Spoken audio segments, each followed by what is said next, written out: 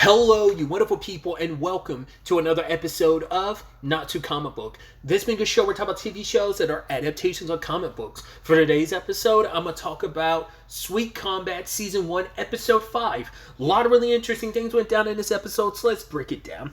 Well, first and foremost, where we start off with the last step, we're picking up where the last episode ended, and the president or like headmaster of the college is like, okay, like he's using this whole metaphor about like making like this perfect cup of coffee, and he's like, oh, so what do you guys like, do you understand what I'm saying? And I love that Feng Yu's like whole takeaway was, oh, like you just have to be careful, very picky about what cafe you go to. So I thought that was so interesting. But it's like, yeah, it was basically like you need like the right ingredients and kind of take things at a slower pace. But basically he had them basically say like, okay, so what is the issues between Queen and Tian? And they both list the problem of like, oh, well, Tian's like this or Queen's like this, and he recognizes, and the president's like, okay, you're 100% right. So his decision is he's going to revoke Queen's need to have Tian as her opponent, but he's also rejecting Tian's transfer out of the school. So, and he ends up punishing them. So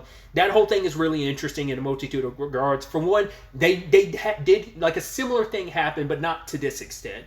Basically, what happened this episode with Tian's bully, was it Yichin, I believe his name is? That whole situation, instead in the webtoon, it's not just him, it's other bullies too, but he's the main bully head honcho. I believe that fight with him, like Mu Young and Dao Dao and Queen show up and get involved. Maybe it's that fight, I can't remember, but basically there's a situation that Queen got involved in and she got in trouble because of it. And because of that, I think, yeah, Dao Dao and Mu Young were not trying to get like mixed up in it. They were like dodging and not fighting, but I think Queen actually like fights and gets in trouble for it, and because of that she ends up losing her right to choose her opponent. So Jaegu is no longer in the finals to fight her. Inadvertently he ends up, because of it, he has to now work his way through the preliminaries, and that's how he still gets part of the tournament. So they kind of kept that a little bit, but obviously they changed the lead up to it and stuff like that. But also like them getting punished, like their only punishment was that was like Queen's main punishment was that. So there was kind of really no like, but them kind of having to like work on the pool together, which I forgot to talk about that in the previous episode. I think it was episode 2 when it came up about the clubs, because Tian tried to join the swimming club, but basically because there were no swimming club members, the swimming club pool has been turned into like a fish aquarium essentially. So, but basically both of them were forced to clean it up. And you know, it's like having to work together. It's meant to like create bonding, but then like they start throwing water at each other, and like I can't tell if they're actually having fun or whether or not that's just them like being like, oh, well, you splashed me with water. Like I don't know if it seemed like it might be fun, but at the same time it almost seemed like they were just being petty towards each other.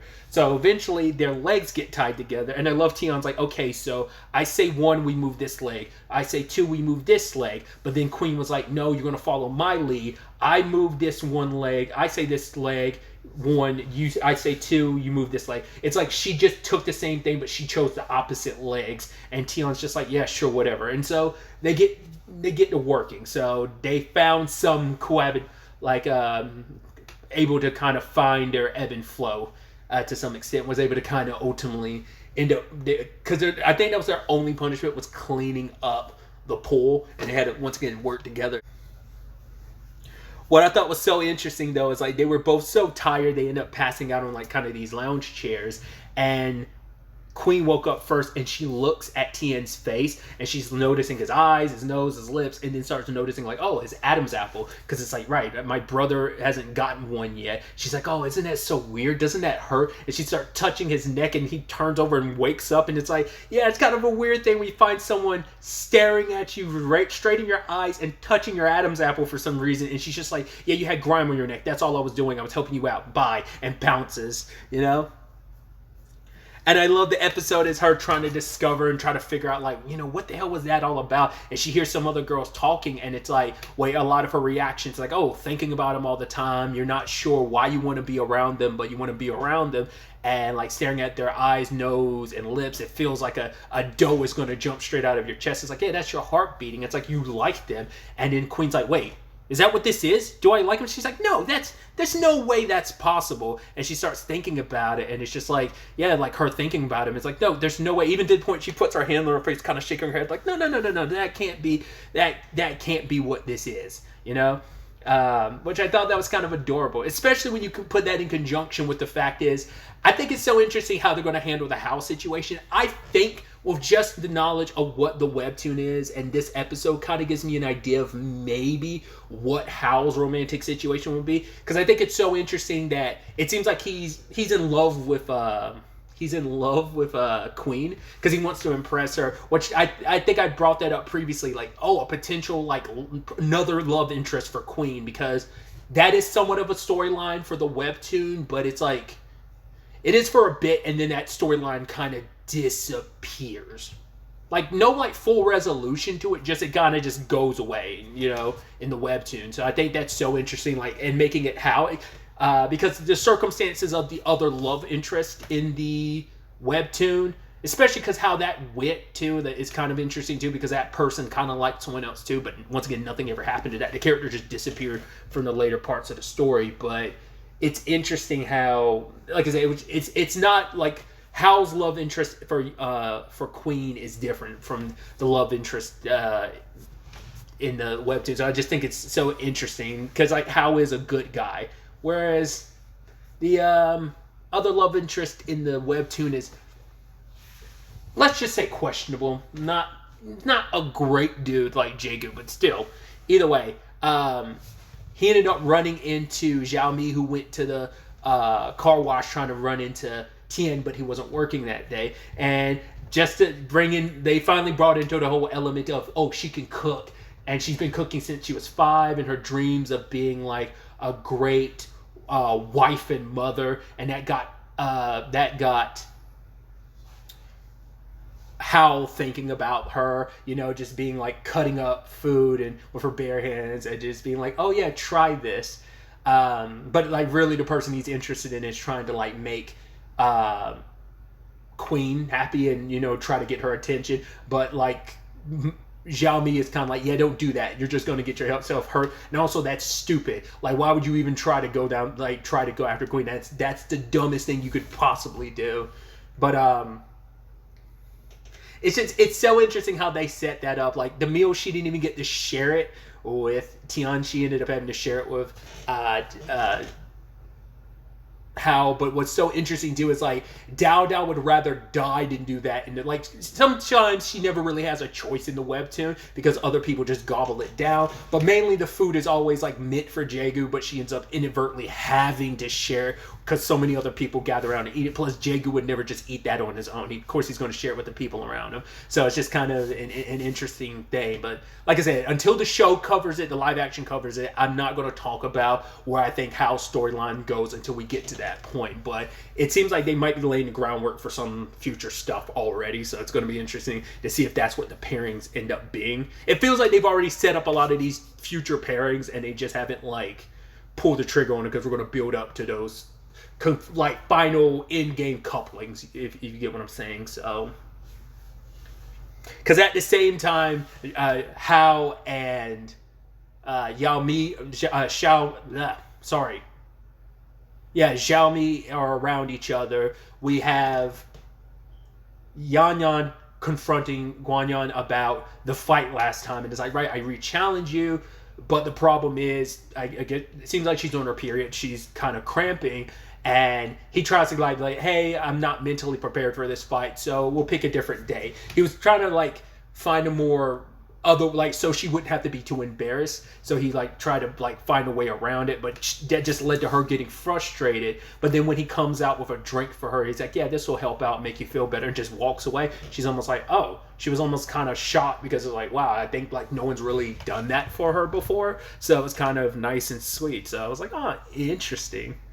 Just kind of nice being able to see Yanan like kind of get caught off guard in that way. Once again, just a little scene, but you know, in the grand scheme of things, it's a building block upon which the future, you know, it's going to be interesting to see how that plays out. Once again, especially considering like this character seems to be an amalgamation of at least 2 characters. Really, yeah, 2. it is specifically, it seems like it's supposed to be based on one character, but the character's connection to Yanan makes it seem like it might be another character. You just might not have other elements of that character's like personality and characteristics, but their correlation and connection to the character of Mu Young in the webtoon makes it seem like that's where this Guanyan is correlative to this other character. Like I said, he has direct Manam parallels in a lot of ways, especially this episode kind of plays that out even more. But there's another character he has a lot of parallels to in correlation to Mu Young, and obviously in this case Yanan. So either way, like I said, another thing kind of similar to the How thing. With once we get to it, I'll talk about it more without really going into it right now. Once again, it is that element. I kind of touched on it a little bit earlier, but once again, it ends up being that situation of every time I turn around, I'm like, oh, they didn't do this thing. And then like the next episode or two, it's like, oh no, never mind. They did do the thing. It's just not, it's playing out in the story a little. It's coming a little later in the story than I was expecting it to. So in this case, we find out, yes, Tian was in fact bullied, especially in high school. Once again, he is a couple years older, and obviously they all are in the story, but he runs into his bully. Like I said, I think his name is Yichin. Like he was almost like, hey, I thought we were going to run it, because I didn't even think about it too. It's like, right, they are in a different city now. I forgot he did relocate, but the same school that Guanyan and Zhao Feng go to, that school is the same school he goes to. Once again, very much like the direct parallel to the webtoon in that capacity. But yeah, because initially Tian was taking his brother and sister out to go eat KFC, but then like he ended up seeing him and he was like, right, let's go order at home. But while on their way back, Yi-Chen had seen him and confronts him about like, yeah, you used to be my punching bag. I mean, they really broke it down to where it's like Yi-Chen, I keep doing his name backwards, sorry, ends up, he's never like been the strongest person because he was always short, so he was always bullied for it. And so because of that, he hung around other tough people, which the bully he's based on, it's the main redhead dude that bullies Jaegu in the webtoon. But there is another bully who had like a small like plot introduced that he was the same way. He was never a tough guy, but he hung around other tough people. I mean, to be fair, like that main bully, once again, I can't think of his name off the top of my head. That was also his story, but there was another bully who had this similar vein. So it's almost like those two characters put in one. But like the main bully, like that's why he hung around like Manam and his crew, because it's like, yeah, it made me tougher by extension. And it's like, yeah, like I made myself tougher by like beating on weak people like Tian. It's like that's how he makes himself feel better. It's his own feeling inferior in a lot of ways. That's why he picks on someone like Tian, who won't fight back, and sadly he ends up having to kneel in front of him. He's like threatening his brother and sister, and it's just like, right, I'll kneel in front of you, just let them go. Obviously it doesn't go as hard as like the webtoon does, because like in the webtoon, like Jaegu does get beaten up. Like I think they even force him to like pull his pants down or something like that, if I remember correct. But yeah, like he does get beat up. It isn't just like kneel, like it's like, it's like hardcore bullying. Obviously, the scene plays out a little differently in the webtoon versus like how it plays out in the live action. Well, I mean, I think I mentioned it earlier how it's not just the main bully. There are other people too, but it's mainly the main bully. And his brother's reaction to it, where it's just like, it's kind of the same, like similar thing. And this might come up later on, and they might kind of do it again, but differently, where it's like, his little brother tries to defend him. It's like, leave my brother alone. And that's what kind of this is that turning point for this character of, I felt weak in front of my siblings. I couldn't protect him. Tian needs a little more of a nudge than Jaegu did need at this point, because Jaegu, like, this situation was so humiliating that it made him want to go, I need to get stronger. Where Tian was still reluctant, but he needed a little more nudge through the rest of the episode to kind of push him over the edge. Because, like, for his little brother, he was like kind of disappointed in his brother. And then later on says like, right, you should have fought back. Like, why'd you kneel? Like, you're like, he was disappointed in his brother because, like, once again, they love their brother and they look up to him, but it's like, yeah, you should have done something more. And Tion, as I was said in the previous episode, oh, he never yelled at his siblings. Well, we get it this episode because for him, it's once again, it's just the frustrations of you don't know everything. The fact of the matter is, like, what you want me to do? Beat him up? And like, what you know.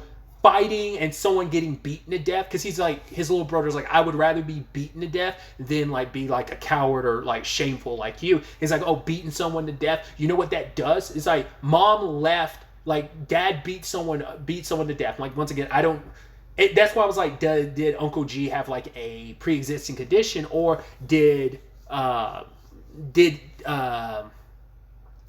Tien's father like be so hyped up in the fight that he went further than he was supposed to, and that led to Uncle G's death. Like he said, like, it's like, oh, he beat someone to death. It seemed like it was an accident, but once again, maybe he got so caught up in the fight he didn't stop it when he should have stopped, you know? So either way, like, that's what Tien's kind of like yelling at his sibling about, like, right, what do you want me to do? Like, get into a mean, like, just for a moment of triumph, just for it to end with like something happening to me, and then like, what, you guys are orphans, you know? But then this moment makes him think back to Queen last episode, where she was like, don't use me or the college as an excuse for your running away. And now he recognizes, like, right, that's what I'm doing in this moment now too. I'm using my siblings, because he's like, right, if it wasn't for me looking out after you guys, I would have fought back. But it's like, no, I wouldn't have. I'm just using them as an excuse to cover up my own pain, like my own shame of my own internal like feeling of cowardice, and also my brother look at me in that way. And even later on, his sister's like, no, because he was like, when he apologizes the next day, he's like, I want you, like your brother, I don't want you to like grow up to be like me. But she's like, no, I don't dislike you, it's just I didn't want to see you get hurt. Like, she's like, it made me sad and scared when that guy made you like get on your knees, and like I was scared, you know? And so for him, it's like, I promise you I will protect you. What happened before, I will not let that happen again, you know? So he wants to get stronger now. Like I said, it's the same thing. It just took a little bit more of a nudge, because the fight itself and the bullying situation itself was enough for Jago to be like, yeah. But it's like he had to contemplate a lot of that. It's not until he yelled at his brother that's what snapped him out of it. Like I said, him yelling at his brother, that happens for different reasons in the webtoon, and it happens earlier. Like I said, it's more about he kept begging for food. You know, once again, they're kids, I don't quite understand, but it's like, hey, I'm here begging for a meal that mom would make all the time, and you kept like he brought it up previously. You said you're going to do this, you're going to say to do this, and his brother got annoyed with him and walked away, but Tion didn't yell at him. This time he did. Once again, this is because this one, it filled him with shame. Like, no, like, once again, it's like he's got this anger and frustration about his own cowardice. Like, of course, like he was just like he was like pulling on the bars of their gate, splashing water in his face, because he was just so frustrated with his situation and his circumstances. So, but we do see later on Tion is in the Taekwondo class. It's not just him. Hao is there too. I'm trying to remember. I'm like, yeah, that was after the scene with him and Zhao Mi in the boxing club room, because he comes in sporting all this stuff and he wants to strut off, like takes off his shirt, puts on oil. I was like, this bastard. And he's trying to flex and look so cool, but literally everyone left, and then Zhao Mi comes in to bust his balls, being like, yeah, like the fact of the matter is, he's like, what do I have that like Tion has?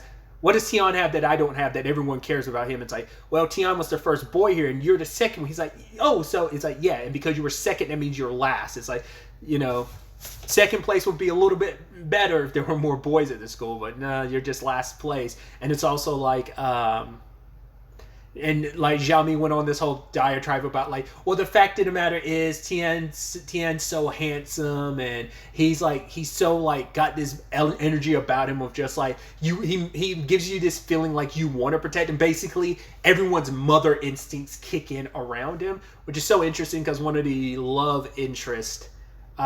pseudo love interest characters kind of falls into that. Oh, you want to like protect them, motherly instincts, and you know, element kind of plays into a different character's love interest of like, oh, this character fits that mode of like you want to like protect them, and because they're so cute and stuff, like it's so interesting.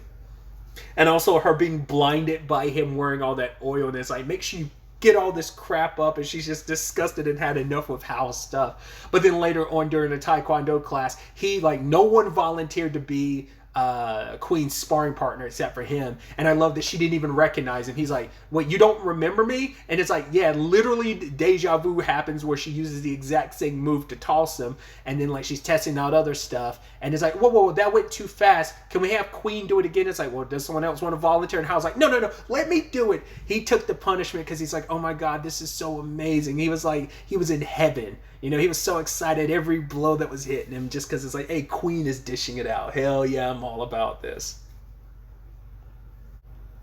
I also love the scene near the end of the episode too with no, I think it actually was at the very end of the episode. The whole thing with Zhao Mi and Yanan, where they're both reading books. She's reading, Zhao Mi's reading one about like negotiations, and Yanan is reading like a Sun Tzu book about strategies.